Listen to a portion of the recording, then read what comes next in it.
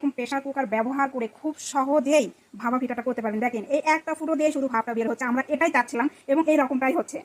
খুবই মজা লাগতেছে এখন, মানে খুবই সুন্দর একটা ভাপা পিঠা হবে। এই যে ভাপা পিঠা হয়ে গেছে আমাদের, এই যে হয়ে গেছে। শেষ পর্যন্ত এই প্রেসার কুকারের এই পদ্ধতিটাই সবচেয়ে কার্যকরী পদ্ধতি। আপনারাও এইভাবেই ভাপা পিঠা করবেন। এই যে ভাপা পিঠাটা হয়ে গেছে, কিন্তু মজার বিষয় যেটা হচ্ছে এই যে এটার সাথে লেগে আছে, কিন্তু তারপরেও কোনো ব্যাপার না।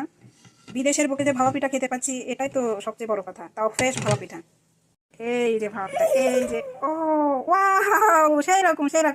এই যে নারকেল গুঁড়ি দিয়েছি, তারপরে একটু গুঁড়ো গুঁড়ো দিয়েছি, যাতে টেস্টটা অনেক বেশি মজা হয় সেই জন্য একেবারে সবগুলো দিয়েছি। আর এই নারকেলের সাথে কিন্তু চিনি লাগানো ছিল, সেই জন্য আরো বেশি ভালো হয়েছে।